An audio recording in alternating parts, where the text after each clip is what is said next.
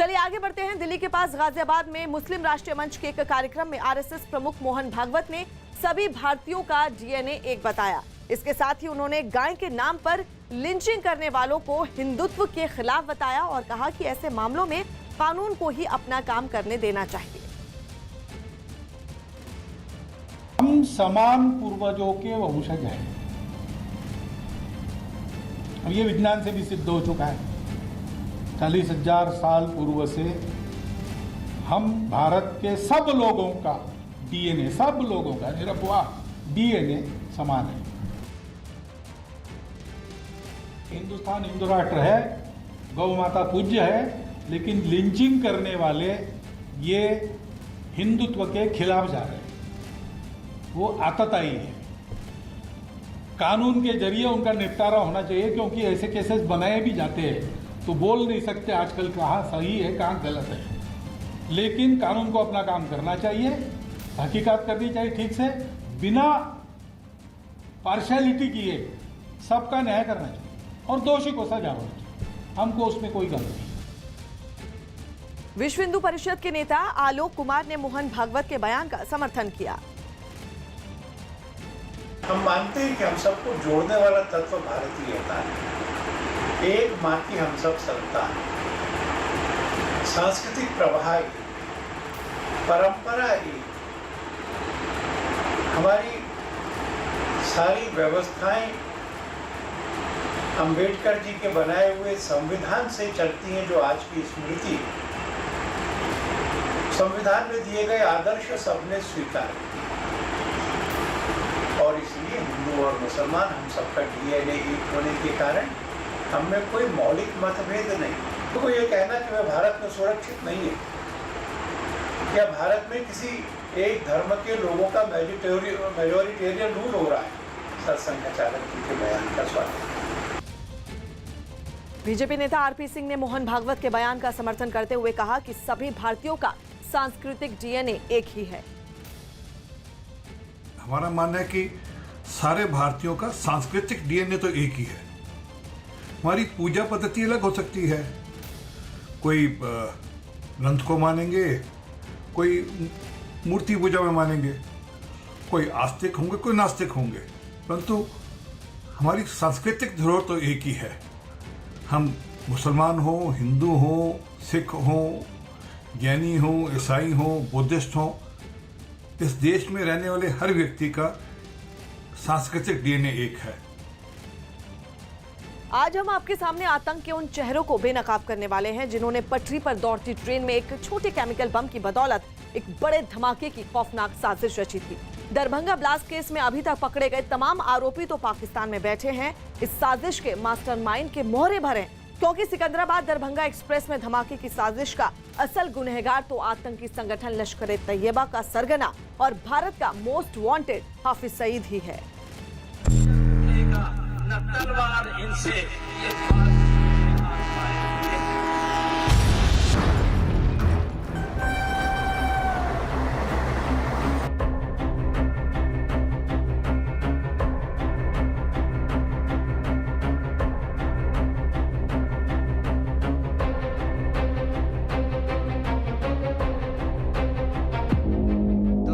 Blast case में बड़ी साजिश का पर्दाफाश।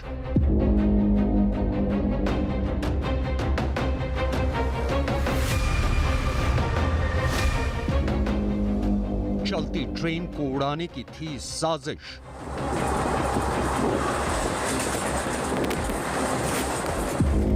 आतंकी ने खोले साजिश के राज।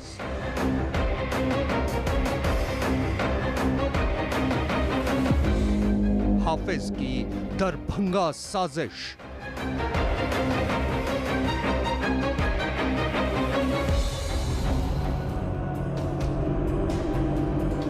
दरभंगा ब्लास्ट केस में गिरफ्तार आतंकी नासिर ने लश्कर तैयबा के सरगना हाफिज सईद के इशारे पर रची द बर्निंग ट्रेन की खौफनाक साजिश का हर राज एनआईए की टीम की पूछताछ में उगल दिया है।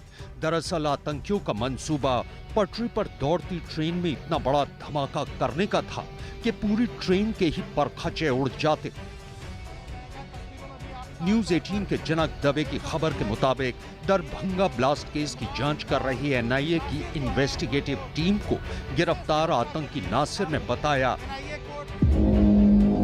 कि लश्कर आतंकी इकबाल खाना ने उसे ऑनलाइन बम बनाने की ट्रेनिंग दी। प्लान के मुताबिक नासिर का मकसद टाइम बम बनाने का था।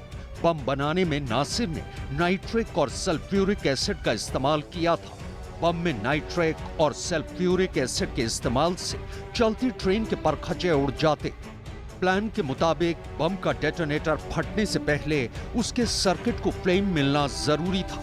इसके लिए नाइट्रिक एसिड और सल्फ्यूरिक एसिड को मिलाना पड़ता है। इकबाल ने नासिर को दोनों के बीच एक कागज रखने की हिदायत दी थी। माना जाता है कि ऐसा करने पर कागज एसिड की वजह से कुछ देर में जल जाता और दोनों एसिड मिल जाते। सल्फ्यूरिक और नाइट्रिक एसिड के मिलते ही धमाका होता, लेकिन नासिर ने गलती से दोनों एसिड के बीच हार्डबोर्ड रख दिया। पाकिस्तान में बैठे लश्कर के आतंकी सरगना हाफिज सईद ने भारत को धमाकों से दहलाने की एक खौफनाक साजिश रची थी। दरअसल आतंकियों ने सिकंदराबाद दरभंगा एक्सप्रेस को द बर्निंग ट्रेन बनाने की एक खौफनाक और फुल प्रूफ प्लानिंग की थी, लेकिन पकड़े गए आतंकी नासिर के एक गलती ने उन्हीं के प्लान को फ्लॉप करके रख दिया। अब नासिर ने एनआईए के सामने इस पूरे साजिश से जुड़े राज को उगल दिया। दरअसल दरभंगा ब्लास्ट केस की तफ्तीश कर रही एनआईए की एक टीम ने हैदराबाद से दो भाइयों इमरान मलिक और नासिर को गिरफ्तार किया था। दोनों भाई उत्तर प्रदेश के शामली के रहने वाले हैं। न्यूज 18 के जनक दवे की खबर के मुताबिक पूछताछ में दोनों भाइयों ने एनआईए को इस साजिश का हर राज बता दिया है। खबर के मुताबिक 15 जून की रात 10 बजे के आसपास सिकंदराबाद दरभंगा एक्सप्रेस सिकंदराबाद से रवाना हुई थी। यह ट्रेन सबसे पहले काजीपेट जंक्शन पर रुकती है। काजीपेट तक पहुंचने के लिए ट्रेन को 1 घंटे 54 मिनट का वक्त लगता है। आतंकियों ने सिकंदराबाद दरभंगा ट्रेन के पार्सल वैन में केमिकल बम रखा था। दहशतगर्दों ने सिकंदराबाद स्टेशन से 132 किलोमीटर दूर काजीपेट जंक्शन पर ब्लास्ट कराने की साजिश रची थी। आतंकियों की साजिश इस केमिकल बम को रात के वक्त ब्लास्ट कराने की थी ताकि ज्यादा से ज्यादा नुकसान हो। ये केमिकल बम 17 जून की दोपहर में दरभंगा जंक्शन के प्लेटफॉर्म नंबर 1 पर फटा था। आरोपियों के खिलाफ एनआईए को जांच में पुख्ता सबूत मिले हैं। एनआईए की टीम ने जब इमरान और नासिर के ठिकाने पर छापे मारे थे तो वहां से भी उन्हें आईईडी बनाने का सामान और बम बनाने से जुड़े कई दस्तावेज मिले थे। यही नहीं, जांच एजेंसी के हाथ दोनों आरोपियों के मोबाइल फोन समेत कुछ डिजिटल सबूत भी लगे हैं। अगर चलती ट्रेन में आतंकियों की विस्फोट कराने की ये साजिश कामयाब हो जाती तो इस विस्फोट में कई लोगों की जान जा सकती थी। दरअसल आतंकी ट्रेन में ब्लास्ट रात के समय कराना चाहते थे ताकि उससे आग लगती और एक बड़ा हादसा हो जाता, लेकिन नासिर की एक गलती की वजह से धमाका तब हुआ जब ये पार्सल दरभंगा स्टेशन पर उतारा जा चुका था। और अब आगे की पूछताछ के लिए एनआईए नासिर और इमरान को दिल्ली लेकर आई है।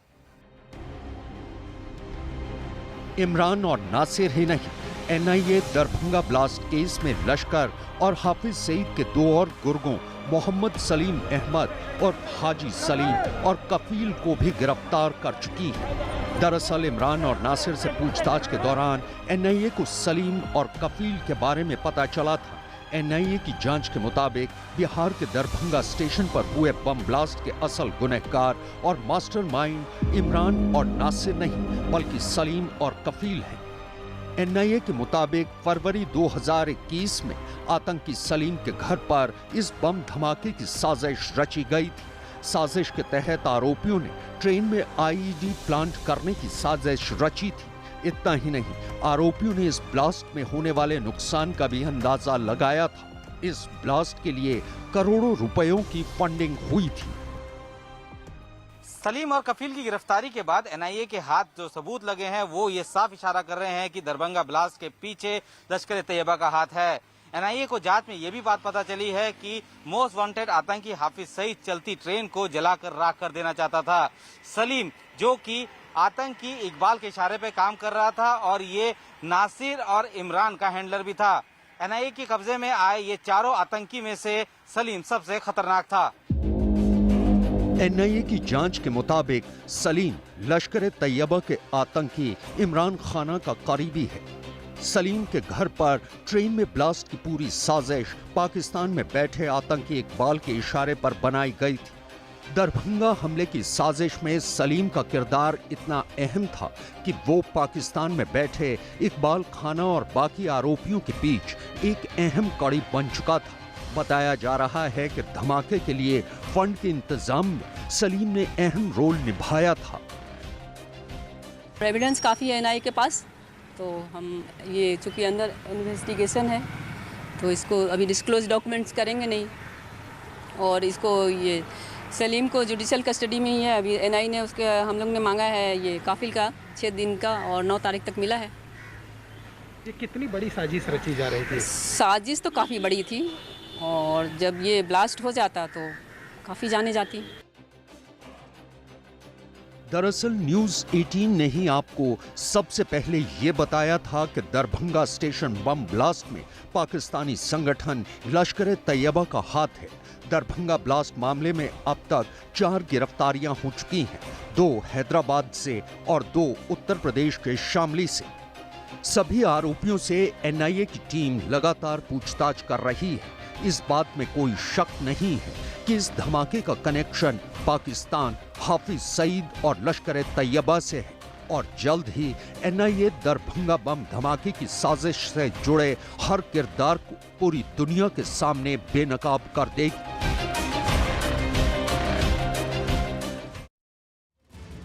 महाराष्ट्र के औरंगाबाद से डरा देने वाला एक वीडियो सामने आया। वहां प्लास्टिक के गोदाम में भीषण आग लगने से हड़कंप मच गया।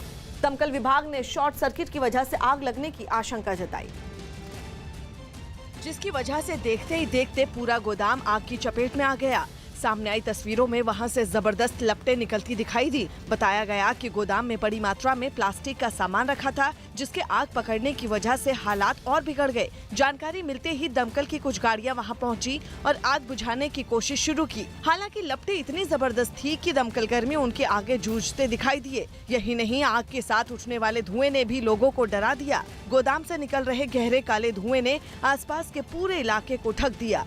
धुएं की वजह से दमकल कर्मियों को भी आग बुझाने में मुश्किलें आईं। हालांकि बाद में किसी तरह आग को आगे बढ़ने से रोका गया, लेकिन तब तक गोदाम में रखा पूरा सामान जलकर राख हो गया। पंजाब में एक और बड़े नेता ने बिजली नीति पर सवाल उठाए हैं। कांग्रेस से ही राज्यसभा सांसद प्रताप सिंह बाजवा ने अपनी ही सरकार पर सवाल उठाए और कहा कि 16 महीने पहले श्वेत पत्र लाने की बात की थी, लेकिन अब तक कुछ नहीं हुआ। बाजवा ने कहा कि श्वेत पत्र लाने के साथ ही एक उपयुक्त निष्कर्ष पहुंच जाना चाहिए था, लेकिन पंजाब के लोग अब इन समझौतों से धोखा नहीं खाएंगे। मुझे ये बताना होगा कि पंजाब सरकार ने मार्च 2020 में इस मुद्दे पर एक श्वेत पत्र का वादा किया था। लगभग 16 महीने बाद भी राज्य की ओर से ऐसी कोई जानकारी नहीं की गई। बाजवा ने यह भी कहा कि पंजाब सरकार को हर घर को 300 यूनिट बिजली फ्री देनी चाहिए। आम आदमी पार्टी के संयोजक अरविंद केजरीवाल ने पिछले दिनों चंडीगढ़ में पंजाब में आम आदमी की सरकार बनने पर लोगों से 300 यूनिट फ्री बिजली का वादा किया था। नवजोत सिंह सिद्धू ने भी पंजाब में बिजली संकट पर ट्वीट किया और अपने ट्वीट में लिखा कि पंजाब सरकार पहले से ही 9,000 करोड़ की सब्सिडी देती है, लेकिन हमें घरेलू और इंडस्ट्रियल उपभोक्ताओं को 10 से 12 रुपए प्रति यूनिट सरचार्ज के बजाय 3 से 5 रुपए प्रति यूनिट की दर से बिजली देनी चाहिए। इसके साथ ही 24 घंटे की सप्लाई, कोई पावर कट नहीं और 300 यूनिट तक फ्री में बिजली दी जानी चाहिए। इसे आसानी से पाया जा सकता है। सिद्धू ने ट्वीट में आगे लिखा कि आइए हम कांग्रेस हाईकमान के प्रो पीपल 18 पॉइंट एजेंडा से शुरू करें और पंजाब विधानसभा में नए विधान के माध्यम से बिना किसी निश्चित शुल्क के नेशनल पावर एक्सचेंज के अनुसार दरें तय करके बादल के हस्ताक्षर वाले बिजली खरीद समझौतों से छुटकारा पाए। राजस्थान के अशोक गहलोत सरकार की मुश्किलें कम होती दिखाई नहीं दे रही हैं। कोरोना काल में पहले ही वैक्सीन की बर्बादी का आरोप झेल चुकी सरकार के सामने अब ऑक्सीजन कॉन्सेंट्रेटर की खरीद का मामला गले की फांस बन गया है। बीजेपी ने आरोप लगाया कि कोरोना की दूसरी लहर के दौरान ऑक्सीजन कॉन्सेंट्रेटर की खरीद में जमकर भ्रष्टाचार हुआ। बीजेपी का दावा है कि न सिर्फ कॉन्सेंट्रेटर तय कीमतों से ज्यादा की रकम पर खरीदे गए, बल्कि राजस्थान में उनकी सप्लाई उस वक्त की गई जब दूसरी लहर कमजोर पड़ने लगी।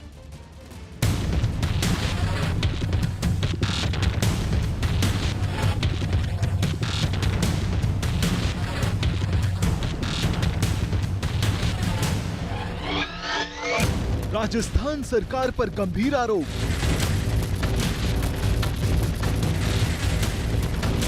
ऑक्सीजन कॉन्सेंट्रेटर की खरीद पर घिरी सरकार।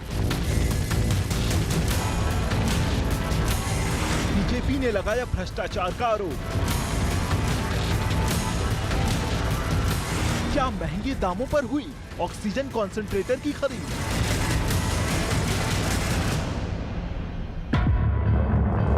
राजस्थान की सियासत में इस वक्त कोरोना मरीजों के लिए सांसें देने वाली मशीन का सौदा चर्चा में है। गहलोत सरकार पर बीजेपी का आरोप है कि राजस्थान में कोरोना की दूसरी लहर के दौरान ऑक्सीजन कॉन्सेंट्रेटर की खरीद में बड़ा भ्रष्टाचार हुआ है। दावा किया जा रहा है कि सांसद और विधायक के कोटे से खरीदे गए ऑक्सीजन कॉन्सेंट्रेटर न सिर्फ तय कीमत से ऊंचे दामों पर खरीदे गए, बल्कि सीधे कंपनियों से खरीदे जाने के बजाय उनका सौदा ऐसे लोगों से किया गया जिनका मेडिकल व्यवसाय से कोई वास्ता नहीं था। इतना ही नहीं, बीजेपी ने ऑक्सीजन कॉन्सेंट्रेटर की गुणवत्ता पर भी सवाल उठाए हैं। खिलौने टाइप में है, वो किसी मरीज के काम नहीं आ सकते, इसलिए कबाड़ में जाने वाले हैं। तो सीधे सीधे सरकार को 25 लाख विधायक कोष का इसमें चूना लगाया और इस वजह से मैंने ये आपत्ति की थी। और आज मीडिया के माध्यम से, सब माध्यम से जब ये चीजें आई तो जांच हो रही है अभी।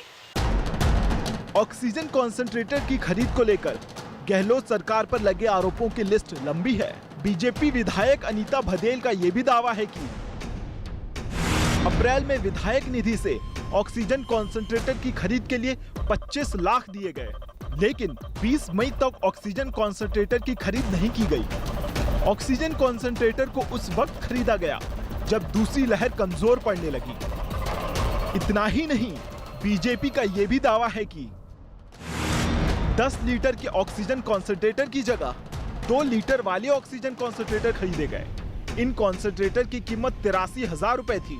विधायक अनीता भदेल के मुताबिक 2 लीटर के ऑक्सीजन कॉन्सेंट्रेटर कोरोना मरीजों के लिए किसी काम के नहीं है। कोरोना मरीजों के लिए कम से कम 10 लीटर ऑक्सीजन फ्लो की जरूरत होती है। 2 लीटर वाले ऑक्सीजन कॉन्सेंट्रेटर 24 घंटे भी नहीं चलते। कोरोना काल में गहलोत सरकार पर लगे इन आरोपों के बीच न्यूज़ 18 ने भी सच जानने की कोशिश की। ये जो है ये किससे सांसद कोटे से खरीदे गए आए हैं? सांसद कोटे के पर आपके पास भिजवाए गए हैं। इनका कोई रिकॉर्ड भिजवाया आपके पास में? कितने की परचेज है, क्या क्वालिटी? नहीं, ये बिल वगैरह हमारे पास नहीं आते हैं। हमारे पास तो मैसेज आते हैं कि सांसद कोटे से इतने कंसंट्रेटर है, आप उनको रिसीव कर लें, हम रिसीव कर लेते हैं। ये जो ऑक्सीजन कंसंट्रेटर है भागीरथ चौधरी जो अजमेर के सांसद है, उन्होंने की ओर से दिए गए 85,000 एक की कोस्ट खरीद जिसमें खरीद हुई है और मार्केट की जो इसकी वैल्यू है तकरीबन ये 50,000 के आसपास है। तो सवाल इसी बात को लेकर उठा है कि जो ऑक्सीजन कंसंट्रेटर की खरीद हुई है उनकी कीमत पर सबसे बड़ा सवाल खड़ा हुआ। ऐसे ही कई ऑक्सीजन कंसंट्रेटर हैं जो 1 लाख से ऊपर की कीमत में भी खरीदे गए। हालांकि अलग अलग तरीके की सफाई है कि पैंडेमिक थी, उस दौरान ज़रूरत ज़्यादा थी, लेकिन सवाल तो खड़े होंगे।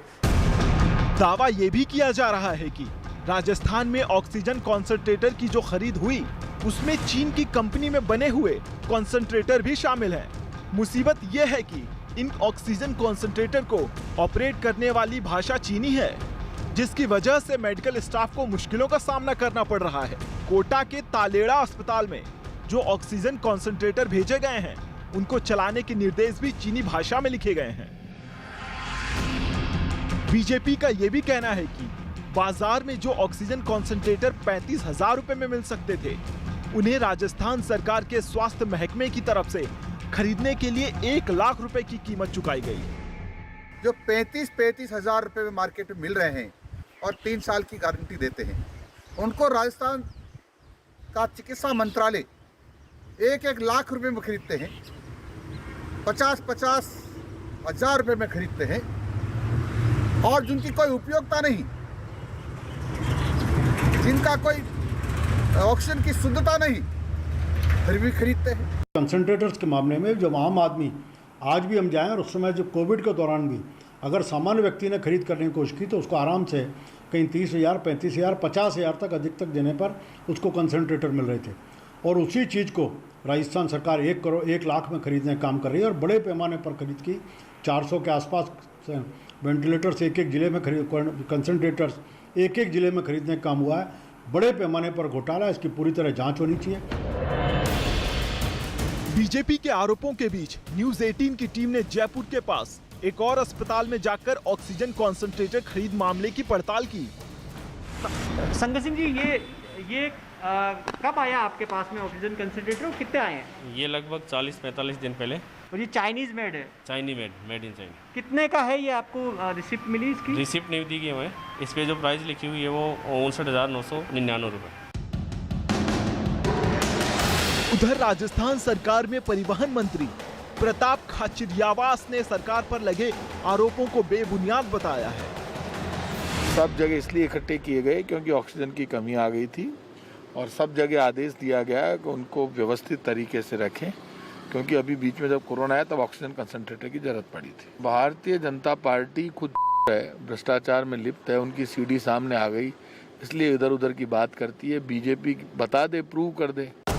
वैसे ऑक्सीजन कॉन्सेंट्रेटर की जिस गुणवत्ता पर बीजेपी ने सवाल उठाए हैं, कुछ वैसे ही सवाल भरतपुर की सीएमओ जिज्ञासा साहनी ने भी उठाए हैं। SMS मेडिकल कॉलेज से 2 किस्तों में 50-50 ऑक्सीजन कंसंट्रेटर यानी 100 ऑक्सीजन कंसंट्रेटर प्राप्त हुए, लेकिन उसमें जो स्पेसिफिकेशंस मेंशन थे वो 2 पेशेंट्स के लिए 1 कंसंट्रेटर को यूज़ करने का स्पेसिफिकेशन था, लेकिन हमें जो कंसंट्रेटर प्राप्त हुए थे वो एक ही पेशेंट में यूज़ हो सकते थे। और इसके अलावा जो ऑक्सीजन की प्योरिटी को लेकर के इंडिकेटर देने की उसमें बात थी, वो ऐसा कोई इंडिकेटर उसमें नहीं था। उसमें सिर्फ ये मेंशन था कि वो 93% की प्योरिटी देगा, लेकिन कहीं से भी हम ये नहीं पता लगा पा रहे थे कि वो 93% दे रहा है या 85 से 93% के बीच में अगर ऑक्सीजन डिलीवर हो रही है तो वो हमें कैसे पता चलेगा। इन बिंदुओं को लेकर के ही हमने स्पेसिफिकेशन पर नोट डाला था।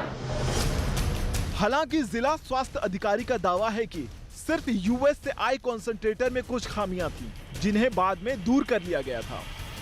जो यूएस से आए थे ना, तो यूएस में और यहाँ पे जो एम्पियर का कुछ फर्क रहता है। तो हमारे यहाँ वोल्टेज जैसे 220 के आसपास पे ये सही चलता है, तो वहाँ 110 का कुछ मैटर है, तो उसके लिए फिर अलग से स्टेबलाइजर टाइप को लगाने पड़े, तब वो जाके काम में आए। इस बार गहलोत सरकार पर ऑक्सीजन कंसंट्रेटर की खरीद में हुई गड़बड़ी का आरोप लगा है। यही वजह है कि अब सरकार भी एक एक कदम फूंक फूंक कर रख रही है, क्योंकि सवाल कोरोना काल दूसरी लहर के उस वक्त से जुड़ा है जब राजस्थान में कोरोना के मरीजों को ऑक्सीजन कॉन्सेंट्रेटर की सबसे ज्यादा जरूरत थी। ईडी आज अनिल देशमुख के बयान दर्ज करेगा। अनिल देशमुख को ईडी ने आज बयान दर्ज कराने के लिए तलब किया है। देशमुख को इससे पहले ईडी 2 बार नोटिस भेज चुका है। अनिल देशमुख ने सुप्रीम कोर्ट में उनके खिलाफ कार्रवाई रोकने के लिए रविवार को सुप्रीम कोर्ट में याचिका दाखिल की। रामविलास पासवान की जयंती के मौके पर आज चिराग पासवान हाजीपुर से आशीर्वाद यात्रा शुरू करेंगे। वहीं पशुपति पारस भी पटना एलजेपी ऑफिस में रामविलास पासवान की जयंती मनाएंगे। यूपी के आगरा में लव जिहाद और धर्म बदलने के लिए दबाव बनाने का एक नया मामला सामने आया है। पुलिस के मुताबिक एक महिला ने आरिफ नाम के एक शख्स के खिलाफ लव जिहाद और धर्म बदलने का दबाव डालने का केस दर्ज करवाया है। न्यूज 18 के हेमंत उपाध्याय की खबर के मुताबिक महिला ने पुलिस को दी अपनी शिकायत में ये आरोप लगाया कि आरिफ उससे लखनऊ में हुए एक कार्यक्रम में मिला और उसने अपना नाम आदित्य बताया। महिला की शिकायत के मुताबिक शादी के बाद आरिफ ने उस पर धर्म परिवर्तन के लिए दबाव डाला। महिला की शिकायत पर पुलिस ने आरोपी को आरिफ को गिरफ्तार कर जेल भेज दिया। के एप्लीकेशन के ऊपर जांच की गई थी और उसके एप्लीकेशन में कई सारी चीज़ें उसमें उन्होंने लिखी थी। एक व्यक्ति जिसका नाम आरिफ है, जो कि अपने खुद को किसी अन्य नाम से महिला के सामने जो है वो उसने प्रस्तुत न किया था। संबंध जो है वो इस्टेब्लिश न किए थे महिला के इसी प्रार्थना पत्र पे, और इसमें मुकदमा पंजीकृत किया गया है। मुकदमा कन्वर्जन लॉज है उसमें भी मुकदमा जो है वो पंजीकृत किया गया है। इस व्यक्ति की गिरफ्तारी करके इसको जेल भेजा जा रहा है। मध्य प्रदेश के धार से एक ऐसा वीडियो वायरल हुआ है जिसे देखकर किसी का भी कलेजा कांप सकता है। वायरल वीडियो में कुछ लोग 2 लड़कियों की बेरहमी से पिटाई कर रहे हैं। दिन दहाड़े अंजाम दी गई इस वारदात का सबसे सनसनीखेज पहलू ये भी है कि पीड़ित लड़कियों के परिजनों ने ही इस वारदात को अंजाम दिया। फिलहाल इस मामले में पुलिस ने 7 आरोपियों को गिरफ्तार कर लिया है।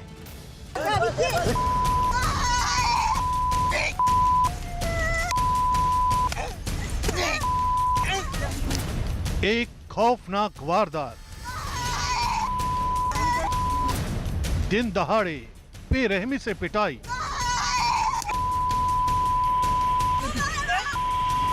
वो चीखती रही।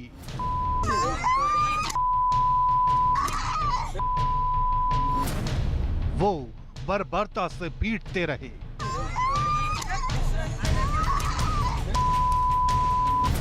$400 सेकेंड का रोंगटे खड़े कर देने वाला वीडियो।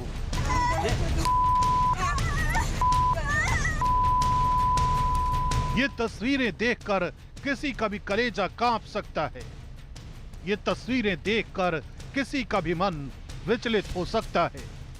2 लड़कियां रहम की भीख मांग रही हैं, लेकिन लोग इनकी बेरहमी से पिटाई कर रहे हैं। मध्य प्रदेश के धार से आई ये तस्वीरें इंसान के रूप में उन शैतानों की हैं जिन्होंने दिन दहाड़े इस जघन्य वारदात को अंजाम दिया।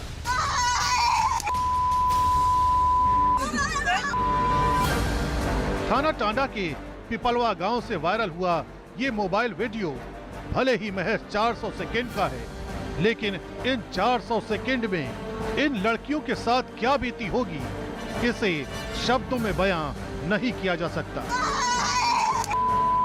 हैरानी की बात है कि पीटने वाले कोई और नहीं बल्कि इन 2 लड़कियों के अपने ही परिजन हैं।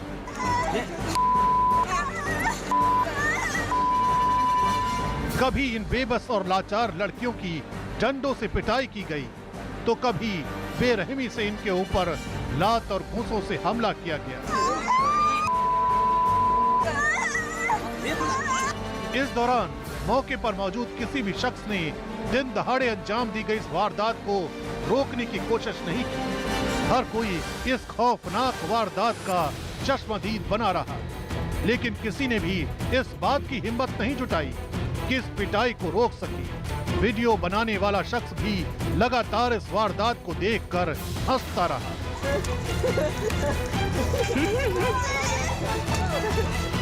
इस दौरान दोनों लड़कियां बदहवास हो गईं, लेकिन इनकी पिटाई करने वाले परिजनों को जरा भी तरस नहीं आया। बताया जा रहा है कि ये लड़कियां फोन पर अपने मामा के बेटों से बात करती थी और यही बात इन दोनों लड़कियों के परिवार वालों को नागवार गुजरी। अपने मामा के बेटों से फोन पर बात करने की इन्हें इतनी भारी कीमत चुकानी पड़ेगी, इसका यकीन शायद इन्हें भी नहीं होगा। फिलहाल पुलिस ने इस मामले में 7 आरोपियों को गिरफ्तार कर लिया है। थाना टांडा के अंतर्गत पिपलवा करके जो एक गांव है, उस गांव में 2 बच्चियों महिलाओं के साथ में परिजनों के द्वारा मार पिटाई की घटना की गई थी। उनको अपने मामा के लड़के के साथ में बात करती थी, उसी बात को उनको आशंका के चलते उन्होंने मार पिटाई की है। इस घटना पर पुलिस द्वारा त्वरित संज्ञान लेके प्रकरण पंजीबद्ध किया है और 7 आरोपियों को गिरफ्तार भी कर लिया। धार के इन गुनहगारों को भले ही पुलिस ने गिरफ्तार कर लिया हो, लेकिन देखिए कैसे पिपलवा गांव में इंसानियत शर्मसार होती रही।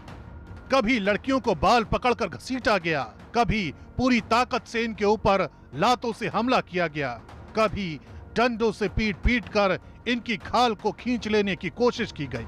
हैवानियत भरे इस वीडियो में जितने गुनहगार लड़कियों के परिवार वाले हैं, उतने ही गुनहगार वो लोग भी हैं जो इस खौफनाक वारदात को अपनी आंखों के सामने होता देखते रहे। प्रधानमंत्री नरेंद्र मोदी आज कोविन वैश्विक सम्मेलन में अपने विचारों को साझा करेंगे। प्रधानमंत्री मोदी इस सम्मेलन को दोपहर 3 बजे संबोधित करेंगे, जहां भारत कोविन मंच को दूसरे देशों के लिए डिजिटल जनसेवा के तौर पर पेशकश करेगा, ताकि वे अपने कोरोना वैक्सीन अभियान को संचालित कर सकें।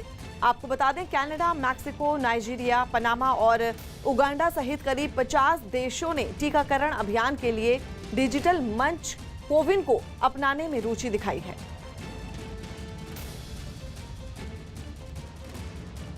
पश्चिम बंगाल के हावड़ा से डरा देने वाली कुछ तस्वीरें सामने आई हैं। वहां आग की चपेट में आने से 3 स्कूल बसें जलकर राख हो गईं। बसों में आग कैसे भड़की, इसका पता नहीं चल पाया, लेकिन एक एक कर 3 बसें लपटों में घिर गईं। कुछ ही देर में ये मंजर इतना खौफनाक हो गया कि पार्किंग जोन में एक सिरे में खड़ी बसों से आग की ऊंची ऊंची लपटें उठती दिखाई दी। खिड़कियों और दरवाजों से आग के साथ धुआं उठने लगा, जिसे देखकर वहां के लोग दहशत से भर गए। खतरा इस बात का भी था कि वहां खड़ी बाकी गाड़ियां भी इसकी जद में न आ जाएं, इसलिए धधकती लपटों के बीच कुछ लोग इस कोशिश में दिखे कि किसी तरह इस आग को बुझा दिया जाए। जानकारी मिलने पर दमकल की कई गाड़ियां वहां पहुंची और आग बुझाने का काम शुरू किया गया। टाइम पर दमकल वाले नहीं आते तो आग सब गाड़ी में लग सकता था, बहुत यहाँ क्षति हो सकता था। काफी देर की मेहनत के बाद आग को बुझा लिया गया, लेकिन तब तक 3 स्कूल बसें पूरी तरह जलकर राख हो गयी। हरियाणा के रोहतक में पुलिस ने गौवंश से भरे एक ट्रक को जब्त किया है। न्यूज 18 के दीपक भारद्वाज की खबर है कि इस ट्रक को कब्जे में लेने के लिए पुलिस को काफी मुश्किल का सामना करना पड़ा, जिसकी तस्वीरें हम आपको दिखा रहे हैं, क्योंकि गौ तस्कर ट्रक को रोक नहीं रहे थे, जबकि उसका आगे का एक टायर फट गया था। इसके बावजूद वो ट्रक को भगाते रहे। ट्रक को रोकने के लिए पुलिस की गाड़ी उसके आगे और पीछे चल रही थी, लेकिन ट्रक ड्राइवर उसे रोक नहीं रहा था, बल्कि वो पूरी सड़क पर ट्रक को इधर से उधर लहराता रहा। पुलिस गौ तस्करों को गिरफ्तार करती, उससे पहले ही वो ट्रक छोड़कर फरार हो गए। पुलिस ने ट्रक से 15 गोवंश बरामद किए हैं। आपको बता दें, पुलिस के मुताबिक ट्रक पर फर्जी नंबर प्लेट भी लगाई गई थी। फिलहाल पुलिस ने केस दर्ज कर लिया है।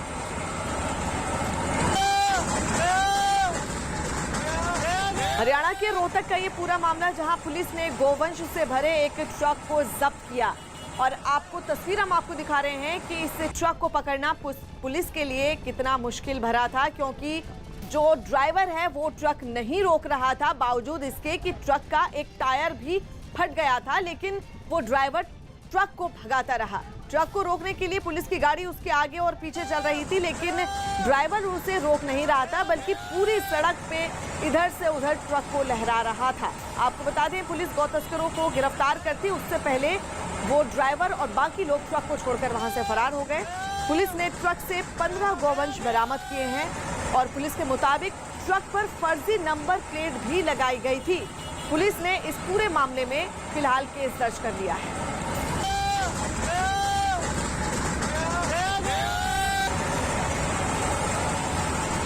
गौ सेवकों की तरफ से सूचना मिली थी, जिस सूचना पर हम मौके पर पहुंचे तो वहां पर जो ट्रक था वो ट्रक चालक उसको छोड़ के भाग गया, और हमने उसको गौ सेवकों की मदद से उसको अपने कब्जा में ले लिया, जिसके अंदर 15 गोवंश थे, जिनमें से 2 मृत मिले, और आगे तफ्तीश इसकी जारी है। दरभंगा ब्लास्ट केस के तार पाकिस्तान के आतंकी संगठन लश्कर-ए-तैयबा से जुड़े हैं। ये बात सबसे पहले न्यूज 18 ने ही बताई थी, और एनआईए की शुरुआती जांच भी इसी तरफ इशारा कर रही है कि सिकंदराबाद दरभंगा एक्सप्रेस में धमाके की साजिश में पाकिस्तान का हाथ है। इस धमाके की जांच के दौरान सिकंदराबाद स्टेशन की सीसीटीवी फुटेज खंगालते हुए एनआईए को इस केस में पहला सबूत मिला था, क्योंकि इसी सीसीटीवी फुटेज की बदौलत एनआईए इमरान और नासिर तक पहुंच पाई थी।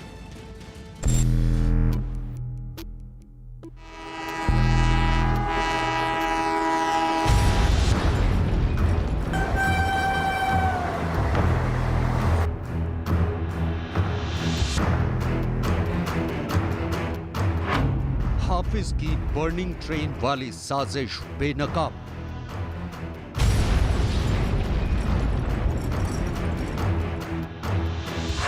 गिरफ्त में केमिकल बम रखने वाले आतंकी। हाँ, कभी कभी दुकान को आते तो कल जो आया था ना पुलिस वाले, जब कल पता चला। एनआईए की पूछताछ, आतंकियों ने उगले राज। गौर से देखिए ये सीसीटीवी फुटेज। सीसीटीवी में नजर आ रहे यही वो दो आतंकी हैं जिन्होंने लश्कर सरगना हाफिज की बर्निंग ट्रेन वाली साजिश को अंजाम देने की कोशिश की थी।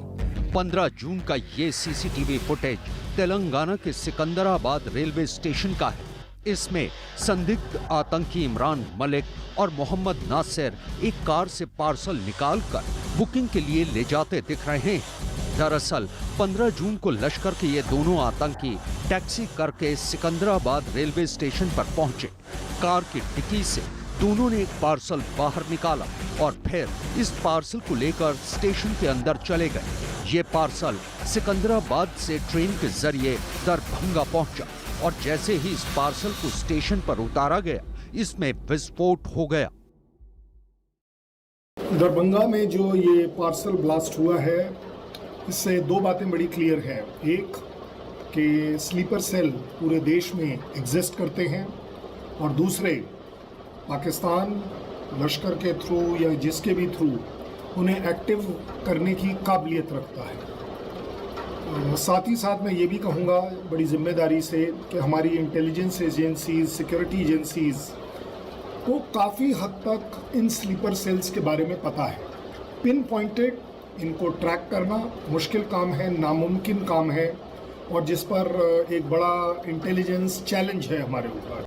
सीसीटीवी फुटेज के आधार पर एनआईए ने जब अपनी तफ्तीश शुरू की तो लश्कर की बर्निंग ट्रेन वाली साजिश का भंडाफोड़ हो गया। दरअसल दरभंगा धमाके का जिम्मा मिलते ही इमरान और नासिर साजिश को अंजाम देने में लग गए थे। दोनों कपड़े का कारोबार करते थे, लेकिन इन्हें बम बनाने की ट्रेनिंग भी मिली थी। जांच एजेंसियों का मानना है कि इन दोनों आतंकियों ने पार्सल में जानबूझकर सिंथेटिक कपड़े रखे थे। यही नहीं, इन कपड़ों के बीच केमिकल की एक बोतल भी रखी थी। शक है कि इस बोतल पर सेंसर लगा था और इसी बोतल से धमाका करने का प्लान तैयार किया गया था। जांच एजेंसियों का मानना है कि आतंकी पूरी ट्रेन को जलाकर राख कर देना चाहते थे। इसी मकसद से उन्होंने बोतल के ऊपर सेंसर लगाया। आतंकी चाहते थे कि जब ट्रेन पूरी रफ्तार में हो तभी धमाके को अंजाम दिया जाए। चूंकि सिंथेटिक कपड़ा जल्दी आग पकड़ता है, इसलिए ज्यादा से ज्यादा नुकसान पहुंचाने के लिए इसका इस्तेमाल किया गया। लेकिन कुछ गड़बड़ी हुई और ट्रेन में धमाका नहीं हो पाया।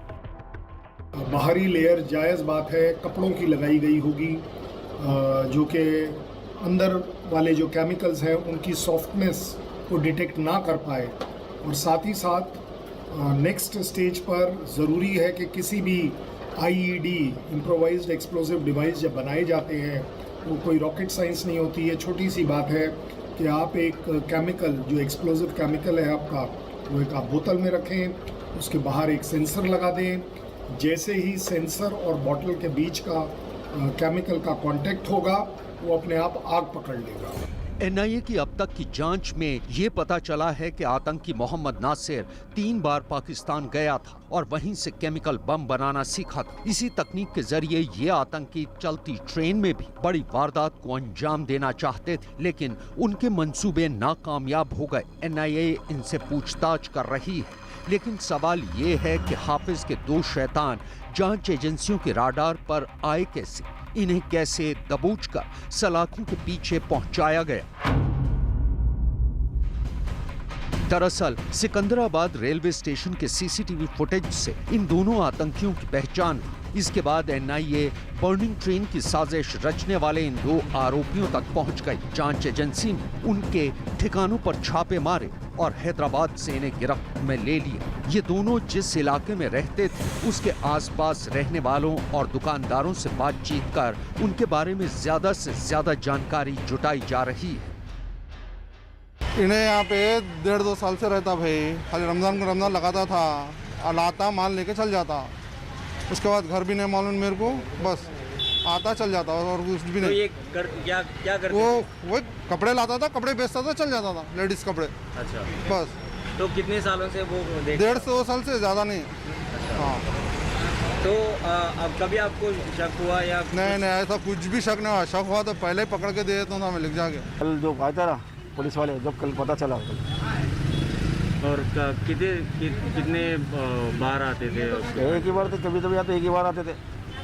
एक ही बार आके कुछ भी ले जाते थे, चॉकलेट बिस्किट कोल्ड ड्रिंक्स अंडे वगैरह ले जाते थे। अच्छा, तो आपको कैसा लग रहा है? मतलब ऐसा तो कुछ भी नहीं लगा हमारे को, तो ऐसा है बोल के मालूम ही नहीं हुआ।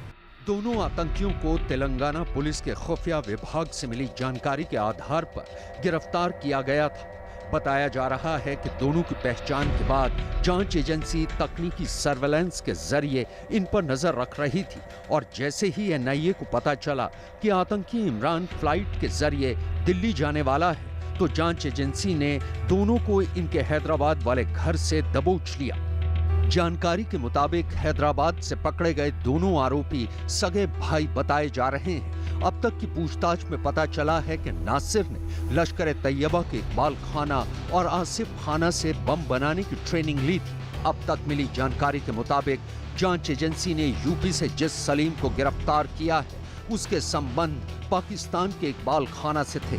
दरभंगा में धमाके की जिम्मेदारी आईएसआई ने सलीम को दी थी और सलीम ने इस काम को अंजाम तक पहुंचाने की जिम्मेदारी हैदराबाद में रहने वाले दोनों भाइयों इमरान और नासिर को दी थी। खबर तो ये भी है कि सलीम को दरभंगा ट्रेन ब्लास्ट के लिए पाकिस्तान से हवाला के जरिए 1,60,000 रुपए भी मिले थे। इमरान और नासिर इससे पहले प्रतिबंधित संगठन सिमी के लिए भी काम कर चुके हैं और सिकंदराबाद दरभंगा एक्सप्रेस में धमाके से दहलाने के लिए इन दोनों को एक मोटी रकम दी गई थी। यही नहीं, ये भी पता चला है कि ये दोनों आतंकी दरभंगा के बाद भारत के दूसरे शहरों में भी ऐसी ही आतंकी वारदात को अंजाम देने की फिराक में थे। लश्कर के एक्टिव आतंकवादी जो उसके हैंडलर्स हैं पाकिस्तान में, जिस तरीके से वो अपने ऑपरेटिव्स को इस्तेमाल करते हैं और साथ ही साथ स्लीपर सेल को एक्टिवेट करते हैं, ये एक बड़ा चैलेंज है। इसके पीछे हाफिज सईद का अगर हाथ है तो मुझे लगता है कि हमें जड़ पर अगर जाएं और अगर जड़ में हाफिज सईद हैं तो मुझे लगता है जड़ का इलाज होना बहुत ज़रूरी है।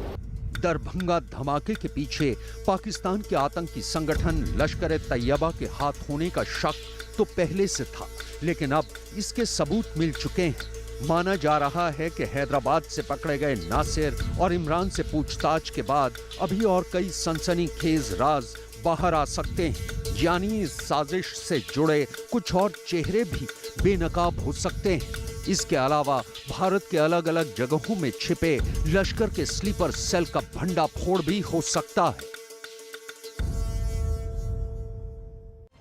दिल्ली पुलिस ने कार चोरी करने वाले गिरोह के 2 आरोपियों को गिरफ्तार किया है। इनमें एक आरोपी शौकत जम्मू कश्मीर के बारामूला का रहने वाला है। न्यूज़ 18 के आनंद तिवारी की खबर है कि दिल्ली पुलिस चोरी की गई गाड़ियों के आतंकी घटनाओं में इस्तेमाल की जांच करेगी। पुलिस के मुताबिक दिल्ली के पहाड़गंज से पकड़ा गया शौकत जम्मू कश्मीर से बाकायदा फ्लाइट से दिल्ली आता था और यहाँ चोरी की गाड़ियां दूसरे पकड़े गए आरोपी मोहम्मद जुबैर से खरीदता था, जो यूपी के शामली का रहने वाला है। खरीदी गई चोरी की गाड़ियों को खुद ड्राइव करके शौकत जम्मू कश्मीर ले जाता और वहां जम्मू कश्मीर की फर्जी नंबर प्लेट्स उन गाड़ियों में लगाकर बेच दिया करता था। पुलिस के मुताबिक शौकत अब तक 100 से अधिक गाड़ियों को बेच चुका है। अब दिल्ली पुलिस इस बात की जांच करेगी कि कहीं चोरी की इन गाड़ियों का इस्तेमाल आतंकी घटनाओं के लिए तो नहीं किया जाता था। इसकी जांच के लिए दिल्ली पुलिस की एक टीम जम्मू कश्मीर भी जाएगी।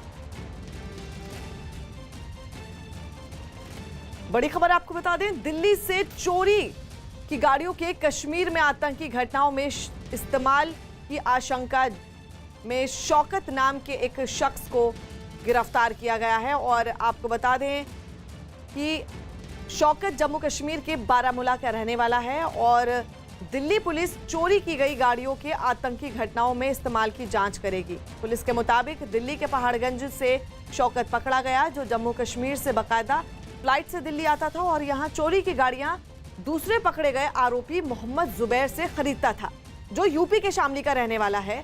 और खरीदी गई चोरी की गाड़ियों को खुद ड्राइव करके शौकत जम्मू कश्मीर ले जाता था और वहां पर फर्जी नंबर प्लेट्स उन गाड़ियों पर लगाकर उनको बेचता था। पुलिस के मुताबिक शौकत अब तक 100 से ज्यादा गाड़ियों को बेच चुका है। दिल्ली से चोरी की गई गाड़ियों के कश्मीर में आतंकी घटनाओं में इस्तेमाल की आशंका जताई गई।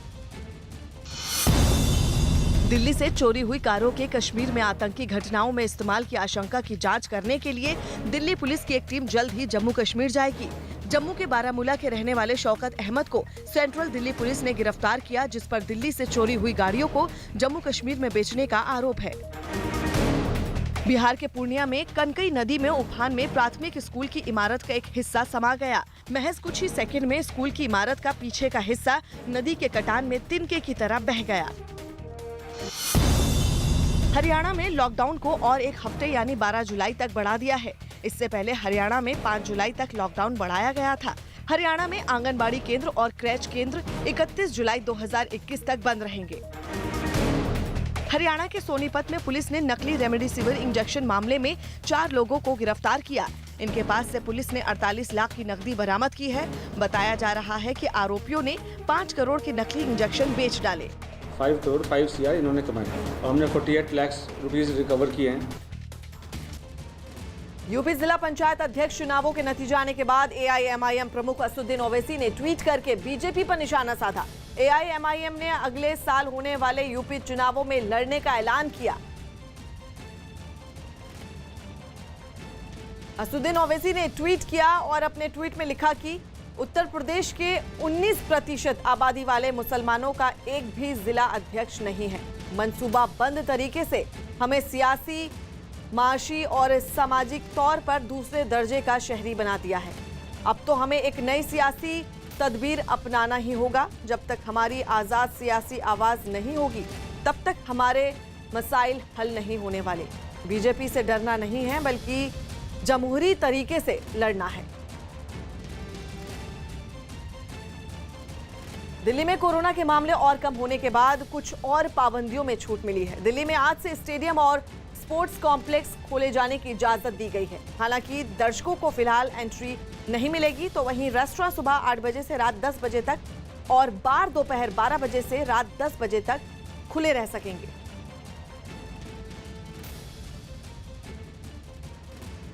बिहार के पश्चिम चंपारण से चौंकाने वाली तस्वीरें सामने आई हैं। वहां सिकरहना नदी में एक नाव पलटने से हड़कंप मच गया। बताया गया कि जिस नाव में सिर्फ 10 से 15 लोग ही बैठ सकते हैं, उसमें 25 से ज्यादा लोग लद गए थे,